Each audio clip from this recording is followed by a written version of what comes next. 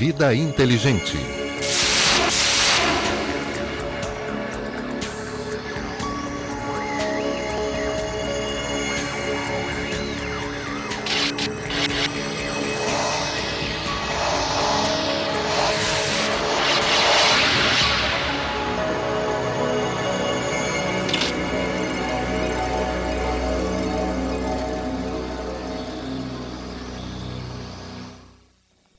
Boa noite, Floripa, boa noite, Brasil, boa noite, mundo. Estamos aqui mais uma vez com o nosso programa Vida Inteligente. Hoje trazendo um tema do momento, um tema muito, como é que se diz? Muito comentado, e nós pretendemos hoje mais uma vez trazer um esclarecimento para vocês. Nós aqui do Vida Inteligente que somos avessos a teorias conspiratórias, nós do Vida Inteligente que sempre primamos pela verdade acima de tudo, nós do Vida Inteligente que sempre fazemos programas que desmistificam e que desmitificam as coisas que desde o início da nossa vida nos são impostas, nos são contadas como verdade, e coisas que nós não vivenciamos. Claro que tem coisas naturais, coisas cósmicas que são irrefutáveis, que são a gente não pode contestar jamais. São verdades, é uma ciência pura. Outras coisas aí já são questionáveis. E um desses assuntos que nós vamos tratar hoje é sobre o famigerado aquecimento global. Antes disso, então, porém, eu quero os dois primeiros telefonemas. O nosso querido amigo e irmão Luiz Roberto Sefrim mais uma vez nos agraciou com livros dele. Sensibilidade e Consciência, um livro de 400 páginas. Os dois primeiros telefonemas levam totalmente de graça o livro para casa. Basta telefonar, dar o seu nome e vir aqui buscar na TV Floripa, Canal 4, na Rua Visconde de Ouro Preto, 308, no centro da cidade. Ligou, ganhou. A partir de agora, 3222-1137. Você que é de fora, 48-3222-1137. Pois bem. Essa semana está acontecendo lá em Copenhague uma convenção, vamos chamar assim. Eu trouxe até uma colinha. Os 192 membros da Convenção Quadro das Nações Unidas sobre Mudanças Climáticas, em Copenhague, na Dinamarca, têm uma responsabilidade que envolve o futuro de todo o mundo.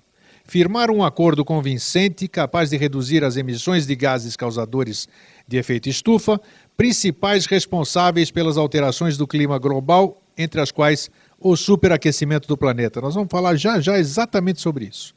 A 15ª Conferência das Partes sobre o Clima, COP15, está sendo realizada de 7 a 18 de dezembro de 2009 na capital dinamarquesa. Esses 11 dias deverão entrar para a história devido ao caráter positivo de suas decisões ou pela confirmação da inabilidade dos líderes mundiais para chegarem a um acordo benéfico e sensato em relação à biodiversidade do planeta, que pede socorro, segundo eles.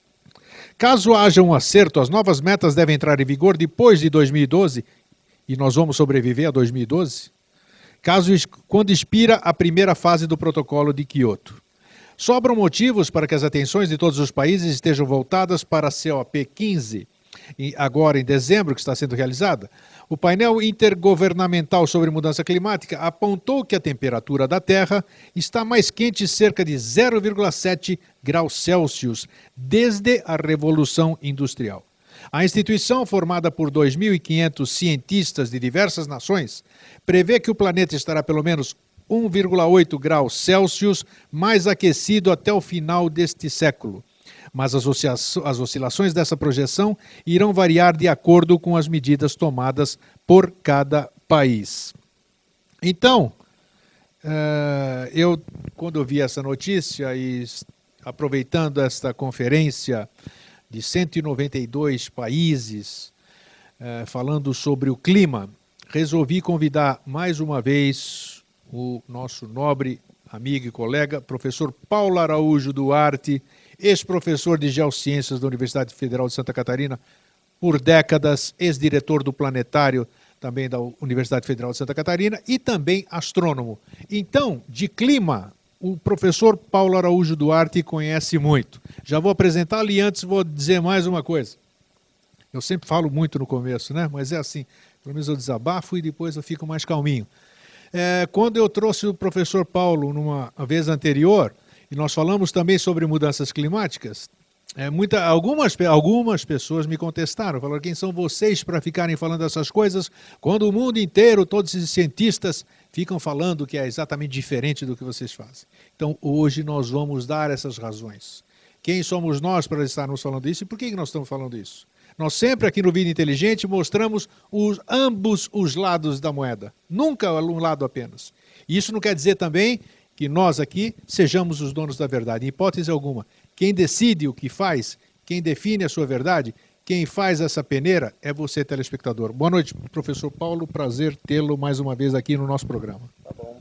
Boa noite, mais uma vez, muito obrigado pelo convite que me foi feito, me honra muito estar aqui com você. Você é um bom entrevistador. Muito obrigado. Né? E gosta justamente assim de criar polêmicas, dinamizar o seu programa. E eu fico à disposição para nós conversarmos sobre este assunto, a despeito de que se saiba que não agrada a muitas pessoas, mas nós não estamos aqui para agradar, até estamos aqui para fazer um contraponto. Perfeitamente. De toda esta onda a respeito de mudanças climáticas, aquecimento global, enfim. Eu também não estou aqui trazendo a verdade, mas estou trazendo o meu ponto de vista. A experiência, todos esses anos de estudo.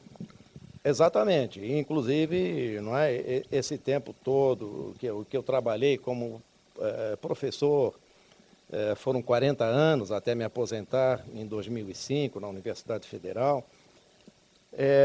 Eu acabei pegando um vício, né, dando aulas, sempre gostei muito de dar aulas, e acabei pegando um vício que é o de justamente provocar. Então eu gostava muito de provocar os alunos, apresentando o outro lado da moeda, Sim. Justamente para fazer as pessoas pensarem. Entende? Eu acho que isso é muito importante. Então, eu não estou aqui para trazer a verdade, mas estou para trazer as minhas ideias. Tá, antes da gente entrar na questão em si, nós temos slides, inclusive, para ajudar na nossa explanação hoje aqui. Professor, o que há realmente de verdade nessa questão? Vamos rememorar o que nós falamos, eu acho que é questão de mais de 2 anos, não importa. O que há de verdade nessa questão de oscilação de clima? Vamos falar um pouquinho só para isso, tá bom. Vamos falar da questão do clima. O clima, ele altera pela atuação humana, é uma coisa cíclica. Vamos dar uma rememorada nesse aspecto, professor? Digamos que todos os componentes da superfície do planeta exercem influências sobre o clima. Agora, alguns componentes exercem mais, outros exercem menos. Agora, o grande problema que eu vejo nessa questão toda, entende, é que o homem está sendo olhado como o único agente modificador dos climas. Sim. E, além do mais, também, o pior de tudo que eu vejo nisso, lançando-se a ideia para a população em geral de que o homem é capaz de controlar a mudança climática, o que é um absurdo. É um absurdo, quer dizer, jogar-se para a população essa ideia de que o homem será capaz de reverter a mudança climática. Se realmente estiver ocorrendo um aquecimento global, o homem será capaz de evitar o aquecimento global, coisa da qual eu duvido que esteja ocorrendo um aquecimento global, mas tudo bem, vamos admitir que esteja ocorrendo. E o homem será capaz de reverter aquecimento global? Não. Aquecimento global, mudança climática, tudo isso é um processo da natureza. O homem faz parte da natureza, ele não está fora da natureza, mas a participação do homem não é maior do que a do Sol, por exemplo. A participação do Sol, o Sol é o grande controlador do clima. Mercúrio, Vênus, Terra, Marte, onde for do nosso sistema solar, o Sol é o grande controlador. E eu posso até, já que estamos falando em sistema solar, Sim. eu posso citar um exemplo do planeta Marte. Planeta Marte, que hoje já está muito estudado, muitas sondas já foram mandadas para lá, né, e existe projeto de mandar o ser humano para lá também. E se sabe, todo o mundo científico sabe, que comprovadamente Marte já teve muita água. Rios, lagos, provavelmente oceanos, teve muita água. Marte, hoje, não tem mais água na sua superfície. Deve ter no interior, mas não tem na sua superfície. Então fica uma pergunta. Marte perdeu a sua água. O que fez a Marte perder a água não seria o caso de falar agora, mas Marte perdeu a água da sua superfície. Este foi um processo longo. De quê? De mudanças climáticas no planeta Marte. Indubitavelmente. E o homem está lá? Não, o homem não existe no planeta Marte. Então, lá ocorreu todo um processo de mudanças no clima que fizeram com que a água desaparecesse. O mesmo com o planeta Terra. Existe todo um processo natural que faz com que o clima vá mudando gradativamente. Ora, então, dizer-se que o homem é capaz de evitar a mudança climática, isso é uma grande bobagem. Eu posso ler, inclusive, até para você aqui, Sim. uma anotação que eu fiz do presidente do painel da ONU sobre Desse que mudanças... nós falamos agora ou não? Não, né? Não o painel é da aquele ONU, ali, tá. não. Desse painel da ONU sobre mudanças climáticas, que ele advertiu que... isso é um escrito recente, advertiu que a humanidade tem mais 5 anos para corrigir o rumo. Se nada for feito, ele diz, a desordem climática poderá ser irremediável. Quer dizer, não é?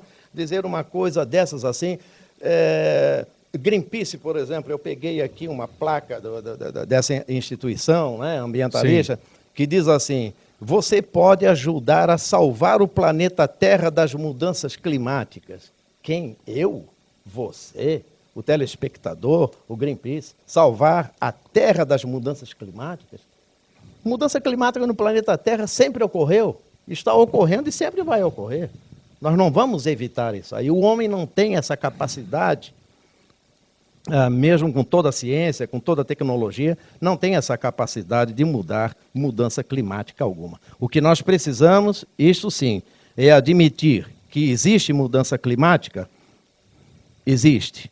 Então, vamos estudar maneira de adaptação a essa mudança climática, perfeito, porque ela não pode ser revertida. Vamos estudar, então, o que está ocorrendo, o que poderá ocorrer a curto prazo, a médio prazo, a longo prazo. Vamos ver questões de moradia, alimentação, saúde. E vamos discutir essas coisas para enfrentar essa mudança climática que não pode ser mudada. Mas isso tudo que nós estamos vendo hoje, professor, hoje não, e há muito tempo, na sua opinião, a gente sempre fala, é a nossa opinião que nós estamos emitindo aqui, o que leva essas pessoas aí a fazerem essa dramaticidade, essa coação, que eu acho isso aí uma coação, conscientização é uma coisa, coação é outra. Intimidação, como o senhor acabou de dizer agora, estão nos culpando realmente, dizendo que nós somos culpados, né? Nós, telespectador, todo mundo aqui, nós simples seres humanos, por toda essa mudança que é cíclica. Então, qual é o interesse que, na sua opinião, existe por trás disso? O que tem por trás meio obscuro aí? Se é que tem. Não, mas tem. Digamos, Grego, vamos partir aí do começo de toda essa história. Há uns anos atrás, a ONU formou uma comissão de muitos cientistas, representantes de vários países do mundo, para fazer um estudo. Eles queriam saber até onde o homem estaria influindo nessa questão ambiental e principalmente nessa questão dos climas. Não é? que atividades humanas poderiam estar causando alguma coisa nos climas e tal. Então foi feito esse trabalho. Essa comissão foi formada, fez estudos, são cientistas, fizeram esses estudos, mas isolando um elemento de toda essa máquina climática que é muito complexa. Esse elemento foi isolado. Qual é o elemento? O ser humano. O homem foi isolado. Então fizeram um estudo só, tirando o Sol, tirando os vulcões, tirando o El Ninho, Laninha, o Oceano Pacífico, Atlântico, etc., tiraram todos os outros componentes climáticos e estudaram apenas o homem, porque foi essa a proposta. Verificar o que o homem poderia estar fazendo, né, para prejudicar aí o ambiente, quais os efeitos e quais as possíveis soluções. Então, isso é possível se fazer na ciência, sim. Se isolar um elemento de um determinado contexto e fazer-se uma pesquisa sobre aquele elemento isoladamente. E foi isso que foi feito. E qual foi o resultado? Nada demais. E o que foi que aconteceu? A partir de um determinado momento, alguém, ou algumas pessoas, ou algumas instituições, ou alguns governos, sei lá quem, se apropriaram dessa coisa e começaram a jogar para a imprensa o homem causador da mudança climática. E a coisa foi pegando de tal maneira que acabou se transformando numa onda, em que as pessoas ficam pensando que é o homem o causador da mudança climática. Mas esse foi um estudo isolado. Mas com qual objetivo isso? Tem algum objetivo? O objetivo que tinha justamente era de identificar essa participação do homem nessas questões ambientais e climáticas e, a partir daí, então, estudar maneiras de se evitar a poluição do ambiente. Então, veja bem, eu concordo, não é, que o homem esteja causando uma poluição ambiental, muito bem. Não é? Então, se nós dirigirmos esses estudos e todos esses congressos e essas conferências e protocolo daqui, protocolo de lá, se for dirigido todo esse trabalho, se isso aí, toda essa energia, né, das pessoas for dirigida para a questão ambiental, evitar a poluição, coisas assim, eu admito tranquilamente, vamos fazer um trabalho nesse sentido, sim. Mas agora, dizer-se que essa atividade humana causa a mudança climática, está causando o aquecimento global, isso é um absurdo. Então alguém se apropriou dessa ideia e hoje essa ideia está favorecendo, sim, está favorecendo questões políticas e econômicas. É interessante porque já se levantou, isso é científico mesmo, né? Dizendo que o rebanho bovino e outros rebanhos, a emissão de gases que eles soltam, esses animais, e são bilhões de animais, muito mais animal do que ser humano que nós temos no planeta, né? Uhum. E diz que isso aí também faz alteração climática. Tem dito por cientistas isso. Não me... Desculpe a brincadeira, os telespectadores também, mas não me causa espanto se alguém fizer um projeto para controlar o pum dos animais. Seria uma forma... Para evitar o metano na atmosfera. Não me causa espanto que alguém faça isso. O metano, que é o gás da putrefação, né? Exatamente. Então, isso também causa danos na atmosfera. Agora, vamos falar então é claro que a nossa população cresceu muito, que nem nós lemos naquele texto ali da nossa Revolução Industrial para cá. Claro que teve muitos poluentes no ar, essas coisas todas, mas a Terra sendo um ser vivo, como todo o universo é um ser vivo, em constante mutação, aceleração, nós agora estamos viajando a quanto, doutor Paulo? Professor? Nós caminhamos em volta do Sol em torno de uns 30 quilômetros por segundo, o Sol caminha no espaço a 20 quilômetros por segundo. Então nós estamos aqui caminhando numa velocidade paradões aqui, mas tudo está andando. Tudo está andando, tudo é dinâmico. Então isso sempre foi assim. Isso sempre foi assim, nós vamos demonstrar daqui a pouquinho. Agora, professor, o que nós podemos... Nós temos, eu lhe mostrei uma notícia, né, até por trocando um e-mail. Um grande iceberg está se dirigindo para a Austrália, né? que tem o tamanho do Japão, acho que é 400 quilômetros quadrados esse iceberg. 140, se não me engano. É isso, 140, Isso. eu falei errado, exatamente isso. Isso aí, claro, os tragedistas, os fomentadores dessas coisas todas que nós estamos falando aqui, vão dizer que isso aí é um sinal vivo, científico, de que as coisas estão aquecendo. Isso aconteceu sempre, os icebergs saindo por aí, diminuindo o gelo no polo. Isso é natural, está realmente acontecendo. Esse aquecimento que nós falamos aqui de graus é normal, é cíclico. Como é que é isso, professor? Pois é, a Terra, desde a sua formação, passou sempre por mudanças climáticas.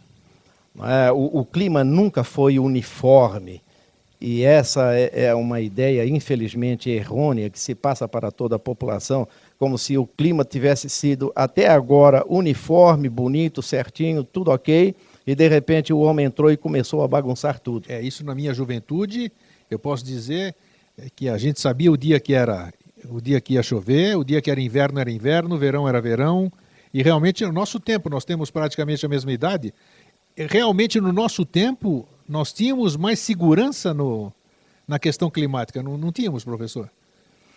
De 40 anos para cá, realmente alguma coisa se modificou. A pergunta é essa. Isso é cíclico?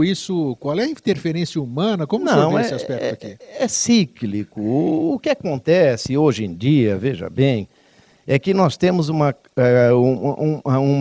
quantidade e uma qualidade melhor das informações. Elas nos chegam com maior rapidez, isso é verdade. Nos chegam em maior quantidade, os equipamentos são melhores, os satélites estão aí em volta da Terra, monitorando uma série de coisas, mandando informações. Então, hoje nós estamos melhor informados.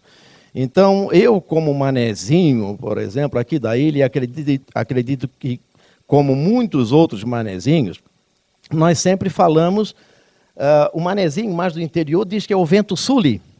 O vento sul. O vento sul. Então, sempre se falou em vento sul.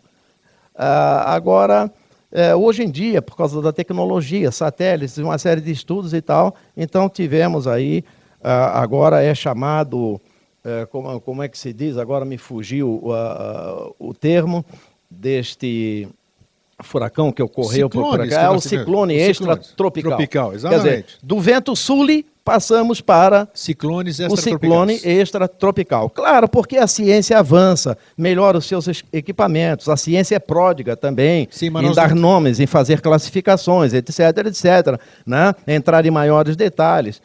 Mas nós não tínhamos esses fenômenos no passado. Não tínhamos no passado. Aqui se atribuem esses tipos? Não, nós tínhamos. Quer dizer, o ciclone extratropical, aí é que está a questão. Então, por causa de toda essa tecnologia, por causa dessa quantidade grande de informações que nós recebemos, as pessoas pensam que o ciclone extratropical é coisa de hoje, está vendo? É do aquecimento global, é da mudança climática. Mas isso sempre ocorreu, foi o vento sul de antigamente, do manezinho. Sim, mas aqui, por exemplo, na ilha, né, aqui vamos dizer, para aqui para o sul, o que aconteceu em Criciúma e aqui até na nossa ilha, eram coisas que, segundo a história, nunca tinham acontecido. Mas não vamos esperar, porque disse, por exemplo, que o Brasil é uma terra estável, e não ocorre vulcanismo, a não ser que mais. Há pouco tempo atrás, há uns meses, ou 2 ou 3 anos, aconteceu lá no Nordeste. No Ceará dá com frequência. Sim, tremor de terra. Exatamente. Então, não vamos pensar também que essas transformações não vão ocorrer, ocorrem, sim. Isso não significa dizer que não vamos ter furacões, digamos, aqui na nossa região. Claro. Futuramente podemos ter. Por quê? Porque o clima é dinâmico. Essa é que é a verdade. Nós temos que nos acostumar... Isso é importante a gente enfocar. Nós temos que nos acostumar que o clima é dinâmico. E sempre foi. E sempre foi. Não é novidade nenhuma. Novidade nenhuma. A Terra já passou por grandes glaciações, pelo menos 3 grandes glaciações em que as geleiras avançaram até as latitudes médias, tanto norte como sul. Já tivemos pelo menos 3 grandes glaciações. A última grande glaciação acabou há mais ou menos 10, 15 mil anos atrás. A última grande glaciação. E um período interglacial normalmente leva aí os seus 12, 15 mil anos. Caramba. O que nos leva a crer que, e isso não sou eu, se o pessoal de casa for pesquisar, vai ver que aqueles que defendem um pouco do outro lado também, dessa questão da mudança climática, dizem também, não é? Que nós estaríamos, então, num período de transição caminhando para um resfriamento global, ou seja, uma nova glaciação. Olha, mas que não vai ocorrer amanhã, da noite para o dia, nem né? na semana que vem. Este é um processo gradativo. E quando nós estamos num processo gradativo de resfriamento, ocorrem pequenos períodos de aquecimento. Opa, isso é importante aqui. E o contrário também é verdade. Quando nós estamos num período interglacial que houve um esquentamento, existem pequenos períodos de resfriamento. Como se explica isso, a ciência? O senhor que é um cientista, como é que explica isso aqui, essa mudança, assim, vamos dizer, um pouquinho de calor preparando um frio e vice-versa? Por que essa mudança? O grande controlador dessa questão climática é o Sol. É o Sol. Tudo que ocorre no Sol se reflete aqui na Terra. Nós estamos na fase de grande atividade dele agora, aqueles 11 anos, nós estamos ainda naqueles 11 anos de grande atividade ou não? Porque ele tem 11 anos de atividade intensa, né? Exatamente. Depois, então, eu tenho até umas imagens nós vamos mostrar isso. para mostrar, mas... nós vamos falar sobre isso. O Sol tem um período de 11 anos e o último período da grande atividade dele foi no ano 2000, 2001. Então, espera-se que agora estejamos aí nesse período de máxima atividade solar. E isso é cíclico, já é conhecido da ciência, já ocorre há muitos anos. Entende? Então, quando o Sol está numa atividade maior a cada 11 anos, a Terra é uma espécie de uma caixa de ressonância do Sol, como todos os outros planetas. Então, recebe essa energia e existe, então, uma tendência a um aquecimento maior. No momento em que o Sol está mais calmo, a tendência é de um pequeno resfriamento. Agora, já aconteceu, vai acontecer, e pode estar acontecendo o seguinte, de o Sol permanecer calmo por muitos anos. E nós temos até um gráfico aí para mostrar depois. Temos gráficos sobre isso? Temos. De o Sol permanecer calmo por muitos anos. Como, por exemplo, no período medieval, 1645 a 1715, Puxa. Foram 70 anos que o Sol ficou calmo. O Sol ficou calmo. Esse período é conhecido como Pequena Era Glacial. O frio no planeta Terra foi intenso. Houve problemas de fome, houve problemas com o gado, enfim, com a natureza em geral, produção de alimentos e tudo mais. Quando a gente diz o Sol está calmo, são aquelas explosões solares. E o que significa o Sol calmo? Exatamente. Significa que o Sol não está em muita atividade. Sim. Percebe-se quando o Sol está com uma atividade maior, quando aparecem manchas na sua superfície. Sim, as manchas solares. Essas manchas solares são o reflexo, digamos... Da vitalidade do Sol. Da vitalidade do Sol, daquilo que está ocorrendo lá por dentro do Sol. Sim. Se reflete lá na superfície como manchas. Isso significa dizer que quanto mais manchas, mais o Sol está em atividade. Quando as manchas desaparecem ou ficam muito poucas, significa que o Sol está calmo. Ou seja, o Sol está trabalhando. O Sol é uma estrela como qualquer outra. Nós estamos tão acostumados a chamar esse astro aí de Sol, que esquecemos que ele é uma estrela. De quinta grandeza. Hoje em dia na astronomia fala-se em magnitude. Magnitude, tá. Mas a grandeza parece assim algo relacionado com tamanho, né? Isso, mas não é verdade. Magnitude fica mais adequado. A magnitude fica mais adequado. Mas o Sol é uma estrela, em relação a outras, Nossa. o Sol é uma estrela pequena. Pequena. É grande aqui para nós, mas em relação a muitas outras estrelas, o Sol é uma estrela muito pequena. Mas é uma estrela como qualquer outra. Que E uma rege estrela, todos. e uma estrela, ela tem um processo de uma reação nuclear no seu interior que manda luz e energia, calor para o espaço. Tanto é que Entende? sofremos uma interferência incrível disso, né? Nas telecomunicações, não no tem nem magnetismo e uma série de Não coisas. tem nem dúvida. Inclusive, agora para 2012, que seria o próximo... Olha, 2012. 2012. Tá vendo? 2012, que é o ano em que se está esperando que o Sol esteja novamente em grande atividade, mas agora em 2009 ele já deveria estar apresentando essas manchas e não está apresentando. Os cientistas, então, nós temos até uma imagem ali para mostrar. Então, acontece que o mundo científico está aguardando uma definição do Sol, digamos assim. Ou ele vai continuar a ficar calmo. Quem sabe, se ele ficar calmo aí por uns 70 anos, como aconteceu lá em 1645. Nós entramos num período Nós vamos entrar num período de um resfriamento global. Sim, a temperatura começa a cair. Independentemente da participação humana. Do que nós estamos poluindo ou desmatando. O Sol não quer nem saber do ser humano, nem o planeta Terra. Por falar nisso... E diga-se de passagem, se o homem deixar o planeta Terra, vai ser muito melhor para o planeta. Sem dúvida, né? Que nem eu disse que o cachorro que sacode as pulgas, né? Dizem, como nós temos hoje programas, o senhor na qualidade de astrônomo também, e nós temos programas que nós podemos ir a 21 de dezembro de 2012, por exemplo, através dos programas, para ver como é que vai estar o céu. E dizem que no dia 21 de dezembro de 2012, quando tem essa história toda do calendário maia, coincidentemente também tem... Os maias eram bons astrônomos, eles sabem por que eles terminaram o calendário nesse dia, eles fizeram um ciclo, né? Mas diz que tem um belo de um alinhamento planetário em 21 de dezembro de 2012. O senhor já pesquisou a respeito? Já. Não, mas o calendário maia não foi só um. Foram vários calendários que os maias tiveram, né?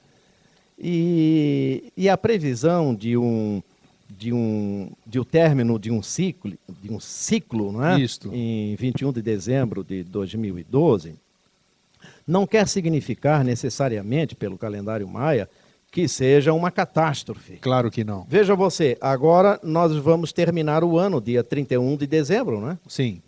Vamos terminar o quê? Um ciclo do nosso calendário. Perfeitamente. Gregoriano. Terminou um ciclo. No dia seguinte, dia 1º de janeiro, continua tudo igual. E assim vai acontecer assim em 2012 também. Quer dizer, o calendário maia também, não é? Eles tinham, então, os seus ciclos e tudo e tal, então não significa dizer que em 2012 vai haver uma catástrofe, um asteroide vai bater na Terra, vai haver um acontecimento qualquer que vai nos destruir, vai acabar o mundo, nada disso. Quer dizer, para os maias seria o final de um ciclo, assim como nós temos o final do ano, final de um século e tudo mais. Quer dizer, não tem nada a ver com catástrofe, não. Eu também acho que não, isso aí. É bom para se vender filme, vender revista, não tem DVD e fomentar o medo, né? Isso aqui. Professor, então, nós estamos caminhando, segundo a sua opinião, nós estamos caminhando para uma época de resfriamento e não de aquecimento. E estaríamos, então, nesse período onde a temperatura sobe um pouco para depois começar a baixar. E segundo a sua expectativa e dos cientistas, até 2012 estaremos vendo atividade solar para ver como é que o Sol se comporta nesse período. Para ver como ele se comporta, porque pode acontecer também o seguinte, de repente o Sol entrar numa atividade muito intensa. Perfeito. E isso já aconteceu. Já aconteceu? Já aconteceu. Quais são os fatores que Inclusive, provocam essa atividade ou mais intensa ou menos intensa, professor? É a reação nuclear. Nuclear do próprio, Sol. daquela combustão difícil. dele. Lá, exatamente. É difícil prever isso aí porque... Não se pode estudar aquele astro, né? Não tem jeito não aquela estrela lá. Apesar de que nós tenhamos aí uma sonda, que é a sonda SOHO, que fica entre o Sol e Exato, a Terra, né? Sim, tem 24 horas por dia fazendo imagens do Sol e monitorando. Em 2003 nós tivemos uma atividade muito intensa, muito grande do Sol, que ele mandou energia para o espaço, né? E a Terra, com o seu campo magnético, acaba captando uma boa parte dessa sombra de energia dúvida. que vem carregada eletricamente, e tal, os íons e tudo mais. E isso prejudica as comunicações. Até satélite já foi destruído. Já, eu sei disso. Satélite já foi destruído. É um risco se voar nessas épocas também. Usinas de energia também, a energia elétrica também já tiveram problemas por causa dessa atividade do Sol, porque é uma carga, digamos assim, simplificando as coisas, uma carga elétrica muito forte intensa que demais. nos é enviada. E a Sorro, ela tem condição de fazer uma projeção disso, dessa atividade ou não? Ou ela só acompanha? Não, ela acompanha. Agora, fazendo esse monitoramento e o acompanhamento do número de manchas e tal, de repente pode-se fazer alguma previsão. Mas é muito difícil, o Sol é imprevisível em determinados momentos. Bem que eu já acho que eu comentei aqui uma vez, quando eu estive na Grécia ainda tive a oportunidade de ver o meu querido e finado hoje tio, e nós estávamos conversando com ele, ele disse, naquele tempo eu era muito esotérico, né? Hoje já não sou mais, e eu dando as minhas filosofias para ele, e ele disse a dele, ele falou assim, olha, para mim, Deus, o que você chama de Deus, são duas coisas. Sem isso não existe vida. Deus é o sol e a água. Então, na filosofia dele, vamos dizer, e é uma verdade, né? Porque sem sol, se não existisse o sol, nós não poderíamos estar vivos aqui, né, professor? Não tem nem dúvida. Não tem nem dúvida. A nossa vida, pelo menos, é uma vida adaptada a essas condições que o sol não nos manda, né? Pode ser que pelo universo aí tenhamos outras formas de vida em outras condições. Que independam desse tipo de energia. Condições, entende? Mas aqui para nós, no nosso planeta, o Sol é o grande comandante. Por isso, entende, que às vezes me dói, entende,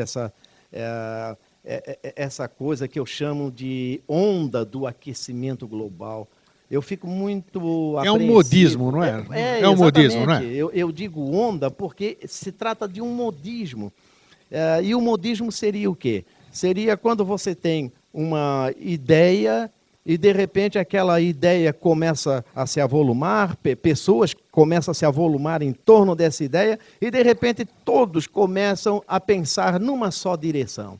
Isso é perigoso para a ciência. Sem sombra de dúvida. A ciência errado precisa de pensamentos heterogêneos. O dia que a ciência, que o pensamento, que o conhecimento na ciência for pasteurizado, né, tudo igual, tudo homogêneo, isso aí não é avanço do conhecimento. O conhecimento só avança quando há divergência.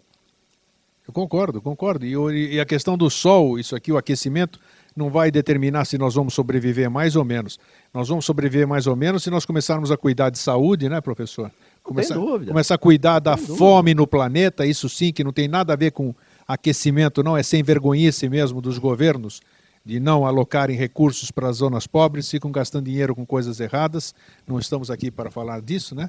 Mas é isso que é o X da questão. O aquecimento global está mascarando outras coisas. E todo mundo está entrando nessa onda, né? Como o senhor disse. Existe muito interesse interesses econômicos e políticos nessa questão. Muitos interesses econômicos. Eu vou citar um para você. Vamos lá, pelo menos a gente exemplifica. Você já deve ter ouvido falar no crédito de carbono. Crédito de carbono? Não. No carbono, sim. Agora, no crédito, não. Então, vamos lá. Crédito de carbono seria o seguinte. O protocolo de Kyoto, sim, se eu não me engano, foi em 1999. Que vence em 2012, né, o protocolo? Exatamente.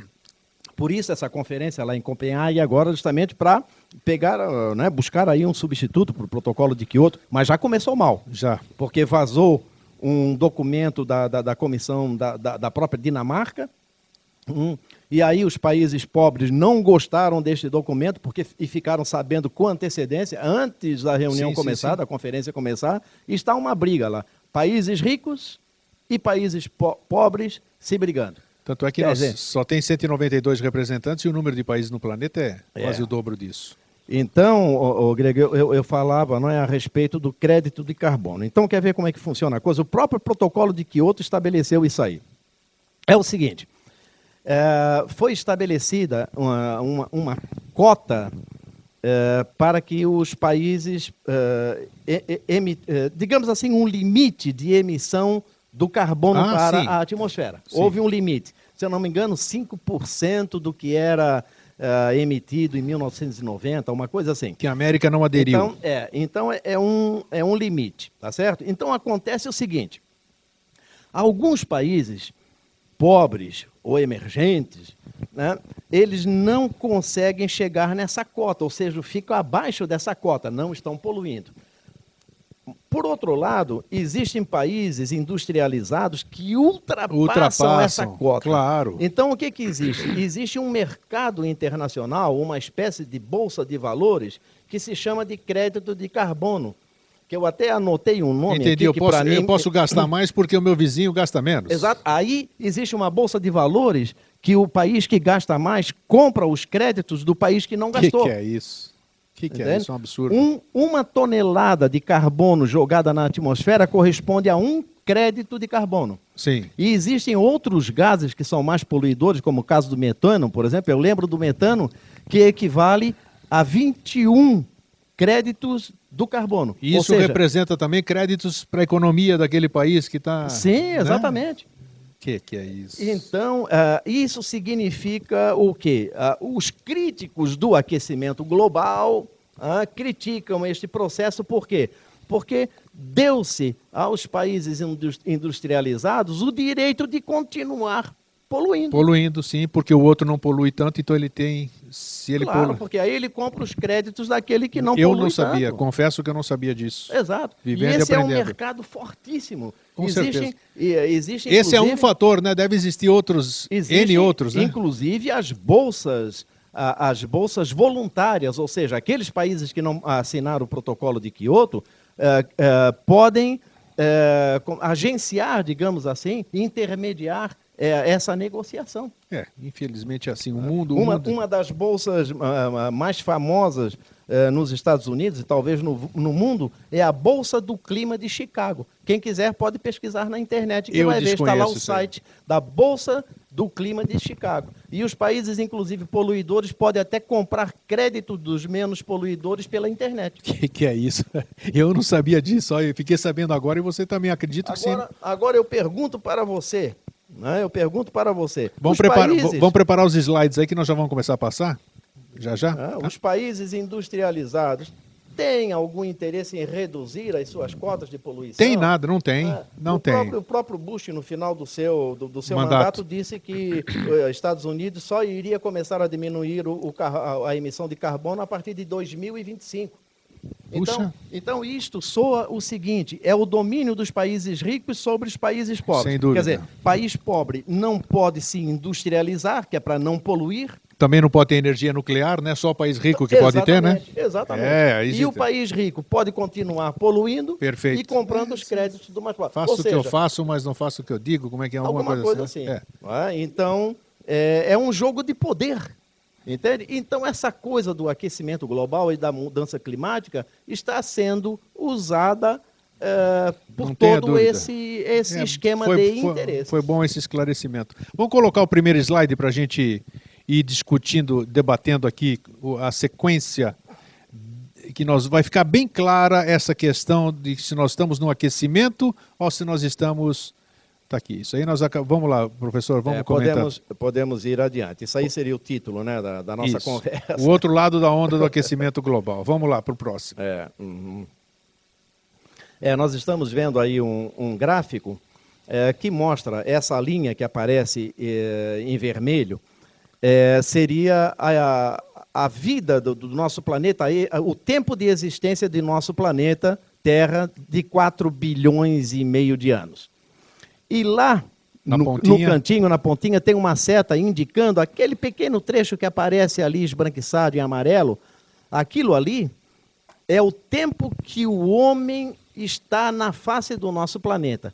Ora, esse restante todo que aparece em vermelho é o tempo que a Terra existiu sem a presença humana. Sim. Nesse período nós tivemos aquecimentos, inclusive até o próximo gráfico pode ilustrar melhor. Vamos para o próximo, Tivemos aquecimentos, tivemos resfriamentos globais. Antes do homem, Antes do homem. Antes do homem pisar na Terra. A Terra nunca precisou do ser humano para mudar o clima. Esse tempo todo que aparece aí em vermelho nesse gráfico, agora nesse tipo redondo, aí esclarece mais, talvez, não é? Esse tempo todo a Terra viveu sem o ser humano. E ocorreu o aparecimento de vida, espécies animais também desapareceram, outras surgiram, mudanças climáticas ocorreram, houve aquecimento, houve resfriamento, tudo independente da presença humana. Quer dizer, como é que nós vamos querer agora que o homem seja capaz de fazer tudo aquilo que a Terra já fez sem o homem? Então, a partir de agora, a mudança climática é culpa nossa, né? Segundo cientistas, entre aspas. Eu concordo que se faça um trabalho, uma campanha muito bem para evitar poluição, melhorar a vida, melhorar a condição de vida. Dúvida. Mas agora dizer-se que o homem é o causador da mudança climática, a mudança climática está existindo, sempre existiu e vai existir, independentemente da presença humana. Então tá, vamos ir para adiante? Vamos lá, outro slide. Esse gráfico aí é muito interessante. Interessante, sim. Ele mostra ali que por volta do ano 1200, 1300, por essa faixa, que foi já um período assim medieval, que nós tivemos um aquecimento global. Sim. Tá certo? E naquela época não tínhamos gás carbônico, não tínhamos tinha automóvel, não tinha nada disso, indústria, não tinha nada. Depois, então, houve uma queda da temperatura, tá certo? E ali nesse gráfico está assinalada a pequena era glacial, que eu falei há poucos instantes, 1700, que foi de 1645 a 1715. Isso no espaço de 600 anos deu aí. Exato. Deu uns 300 anos, né? Se considerar que era na metade, de 1300 a 1600, 300 e poucos anos, aquecimento e tivemos uma pequena época glacial. Uma pequena era glacial, que foi produto da pouca atividade solar. Sim. Depois a temperatura elevou um pouco mais. Tá certo? Tá. Podemos ir adiante? Vamos para o próximo.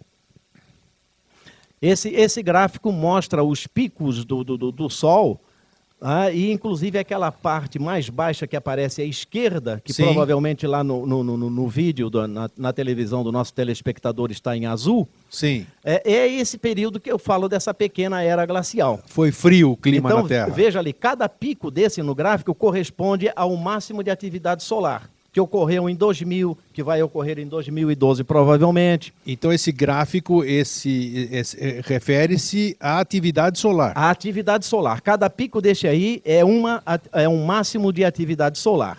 E existem momentos em que o Sol pode ficar vários anos com uma atividade muito lá grande. Em cima, perfeito. E outras vezes pode ficar muitos anos com uma atividade muito baixa, como mostrou aquele gráfico ali por 70 anos que gerou aquela pequena era glacial. Nessa época, professor, esses 70 anos aqui, a temperatura na Terra foi de quanto mais ou menos? Assim? Tem alguma informação sobre isso ou não? Não tenho. O que se considera uma... Hoje, se nós estivéssemos caminhando por uma pequena era glacial, vamos dizer, que decréscimo de temperatura nós teríamos? O que a ciência diz hoje? Nós chegaríamos a quê? Poderíamos chegar a 17, 16 graus em média. 17, 16 graus em média, quer dizer...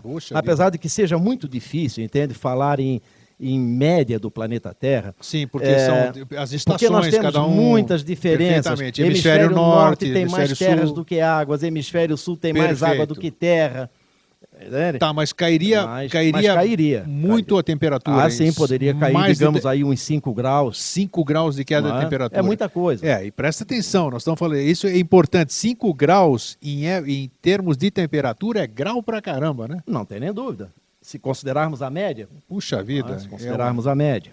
Tá? Então tá aí, bom, um sinal aí. Vamos pro próximo? Vamos lá.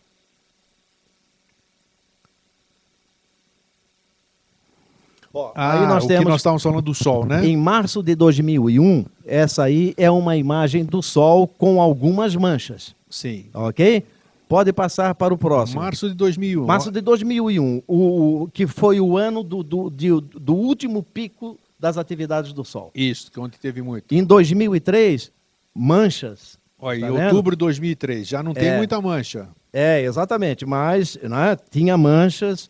Então, essas manchas o número delas vai reduzindo gradativamente. Sim. E agora veja, hoje, uma imagem do dia 6 de dezembro agora que passou. Olha só, ali, ó. Que é isso? O Sol tá não tem mancha nenhuma. Tá calminho. Então isso é que está deixando o mundo científico, digamos assim, apreensivo, não é? Porque se o Sol se mantiver assim calmo por muitos anos, nós vamos ter um resfriamento. Agora, de repente, já existe um estudo de uma universidade que eu não estou lembrado agora o nome, se eu não me engano, a Universidade Autônoma do México, me parece, que foi feito um estudo de um grupo de cientistas que diz que em 2012 provavelmente nós vamos ter uma grande atividade solar repentina e tal. Não se sabe, não quero afirmar isso. É difícil se prever, né? É difícil se prever, né? Mas veja, 2009 agora, o Sol já deveria estar apresentando manchas. Já deveria? Não, já deveria. Já deveria, porque isso é gradativo, entende? É gradativo. Sim. Entende? 2000 foi o pico, depois então até 2005, mais ou menos, diminui bastante e depois começa gradativamente a subir. Então, 2009 agora, o Sol já deveria estar apresentando algumas boas manchas. Então, para a ciência, ele está muito calminho. Muito calmo. E se permanecer, como no período medieval, permanecer 50, 70 anos, calmo desse jeito, certamente nós vamos ter um período de uma nova pequena era glacial. Resfriamento em vez de aquecimento global. Me diz uma coisa, antes de a gente pular para outro slide. Com toda essa poluição que o ser humano hoje gera, 7 bilhões de pessoas, uma época glacial, o resfriamento do planeta com essa mesma poluição, faria alguma diferença no clima ou não? Ele agravaria, vamos dizer, ele faria com que, ao invés de 5 graus, aumentasse 1 grau, como eles dizem que o nosso aquecimento faz, que nós somos responsáveis por isso, influenciaria também no frio? Eu confesso, eu não tenho assim, né, elementos para afirmar assim, coisa desse gênero, entende? Mas eu acredito que não. A nossa participação, no meu entendimento, é uma participação muito pequena, e se nós estivermos num período de uma pequena era glacial ou grande era glacial, não vai ter poluição que esquente o clima, não. Na sua opinião, esses gases aí, o gás dos sprays, ele realmente é capaz de prejudicar a camada de ozônio? Tem fundamento isso ou não tem? A camada de ozônio foi uma outra, digamos, uma outra farsa. Farsa? Foi uma outra farsa. Foi porque o CFC... CFC, exatamente. O CFC, esse clorofluorcarbono, isso. Ele estava vencendo, o direito de produção dele estava vencendo e iria cair no domínio público.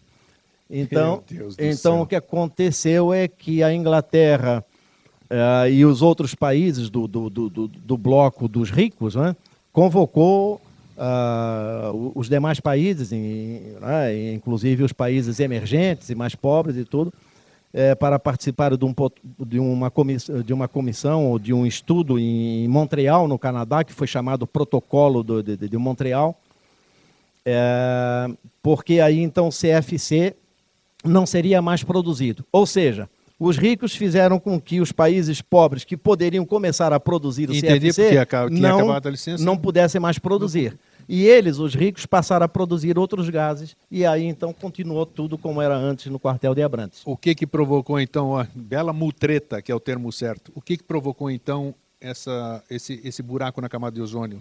Eu pergunto para você, hoje em dia você ouve nos noticiários esse alarme que existia há poucos anos atrás? Não ouço mais. Pois acabou. O problema econômico foi resolvido? Acabou. Não tem mais problema com a camada de ozônio. Parece que é assim. Sim, mas não tem buraco, não tem nada? Agora fica a pergunta, existia buraco mesmo? Existia problema? Pelo menos era o que mostravam pra gente, né? Fica aí a pergunta. Tem mais slide aí? Vamos pra frente. O que nós temos aí?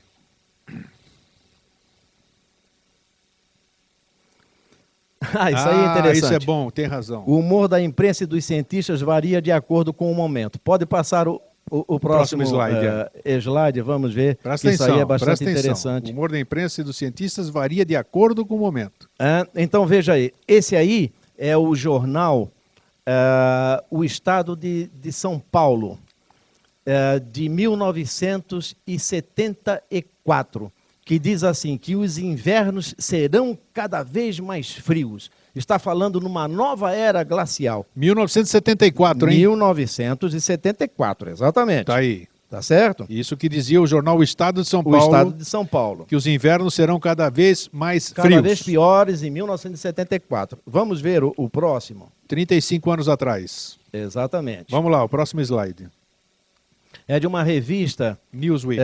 dos Estados Unidos, uma Newsweek, de 28 de abril de 75. O mundo que esfria. O mundo que esfria. Está falando de um resfriamento global, uma nova era glacial. E é uma revista respeitabilíssima, Newsweek. Exatamente. Em que, inclusive, mostra um gráfico ali no canto à direita, que eu ampliei esse gráfico no próximo slide, se o Fernando puder Vamos lá, Fernando. passar a fazer o A favor. gente já vai ver o slide aí. O gráfico publicado pelo Newsweek. É, Aí. que é um gráfico baseado numa instituição dos Estados Unidos chamado o Centro de Pesquisas Meteorológicas, o NOAA, Sei, a sigla isto. em inglês. Sim, não é? famosa. É, Poxa. exatamente. Então, esse gráfico mostra coisas ali interessantes. Veja, por exemplo, de 1910 em diante, tivemos um aquecimento Sim. até por voltas de 1945. 45, Final sim. da Segunda Guerra Mundial. Foi o ápice do aquecimento. Um aquecimento. Depois, então, tivemos um arrefecimento da temperatura de 1945 a 1975, mais ou menos. Foi caindo a temperatura. Foi caindo a 30 temperatura. anos caindo a temperatura. Então, talvez aqueles jornais anteriores ali, o Estado de São Paulo, tivesse Isso. razão em falar em função disso aí. Que Mas tava- agora veja você uma coisa interessante, que contradição. A partir do término da Segunda Guerra Mundial, foi que a indústria se intensificou. A Sim, indústria isso, exatamente, de 45. automóveis e todas as outras indústrias se intensificaram. Ou seja, o nível de dióxido de carbono jogado na atmosfera começou a aumentar, então. Sim. E veja pelo gráfico que ao invés da temperatura aumentar, diminuiu. Interessante isso, né? Mágica. Vamos para o próximo slide, Fernando. Olha só, exatamente. Aí começou a indústria, né? A revolução Exato. industrial. E em vez da temperatura subir, ela caiu. Olha, Olha que interessante. veja, a revista Time tem 3 momentos muito interessantes. 45. Né? Em 1945, ela diz que o mundo está fervendo. Está fervendo, É o aquecimento global. Em 1977... The Big Freeze. É, exatamente, o grande congelamento. O grande esfriamento, É o é. resfriamento global. E em 2006, E depois. 2008. E 2008, tá? Aqui que É diz? 2006, né? É 2006. 2006. 2006 diz novamente o aquecimento global. Entrou Olha, na onda do aquecimento global. 45, 77 e 2006. Exatamente, praticamente 30 anos. 30 anos. Vamos lá. Tem mais?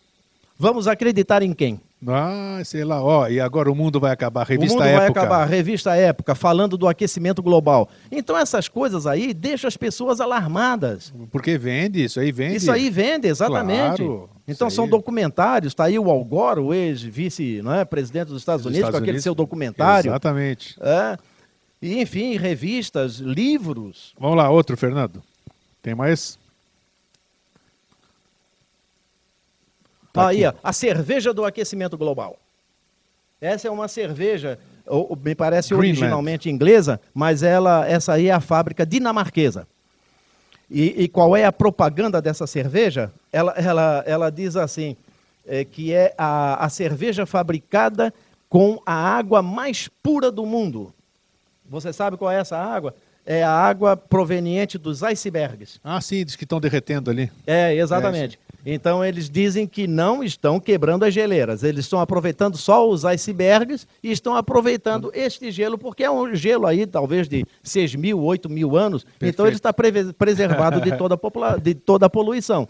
Então é a cerveja, sem fazer propaganda nenhuma, mas é aquilo que está escrito lá, quem quiser pode ir na internet também buscar a informação, está lá. A cerveja do resfriamento. É a cerveja do resfriamento global, do aquecimento global, tem perdão. razão, do aquecimento. Então eu pergunto para você, para essa cervejaria, interessa que acabe a onda do aquecimento global? De jeito nenhum. Isso aí é dinheiro. Vamos para o próximo, Fernando. Estamos em cima do laço. Acabou os slides? Acabou, então. Que maravilha. Eu só queria, então, rapidinho. Vamos lá. Acho que há Temos tempo, né, Fernando? Temos Veja tempo. bem, ai daquele que fala contra o aquecimento global e tudo isso, né, Grego? Porque muitos Com cientistas certeza. reclamam que são colocados para escanteio, entende? Porque são contrários à onda do aquecimento global. Então, veja bem, existe um dinamarquês Aqui o nome bem dele. na terra dele que está tendo. Exato. Chamado Bjorn Lomborg. Ele tem alguns livros publicados e o livro mais famoso dele é o livro O Ambientalista Cético. O ambientalista cético. Exatamente. Então ele vai contra essa onda toda do aquecimento global. Bom, o que acontece? A revista super interessante de dezembro de 2007 publicou, como sempre publica, né, todo mês, uma parte que é um artigo, uma seção, Sim. que é chamada de 5 luxos e 1 lixo, que eu acho uma coisa de tremendo mau gosto. Em dezembro de 2007, então, esse jornalista aqui apresentou 5 livros, que são 5 luxos, todos eles falando na onda do aquecimento global. Sim. O lixo, sabe qual é? Qual? É o livro O Ambientalista Cético, o Bjorn Lomborg. Esse é o lixo. Que vai contra a toda essa onda. Então tá aí, tudo é interesses econômicos. Bom, eu acho que hoje, mais uma vez, se for necessário, nós iremos mais vezes aqui. Nós trouxemos mais uma vez o professor Paulo Araújo Duarte com o intuito de esclarecer, de vocês terem, você telespectador, ter mais uma fonte de informação. Não precisam acreditar naquilo que nós passamos hoje, mas isso talvez instigue vocês a procurarem por si só suas próprias informações, sendo imparciais nas suas conclusões, sem se influenciar por esses fatores econômicos que tanto nos chamam.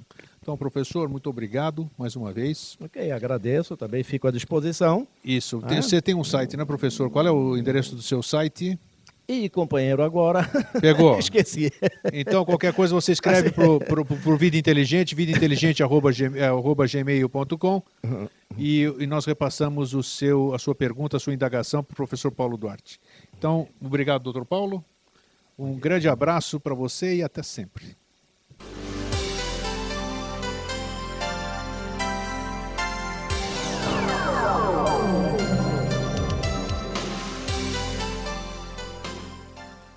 Vida Inteligente.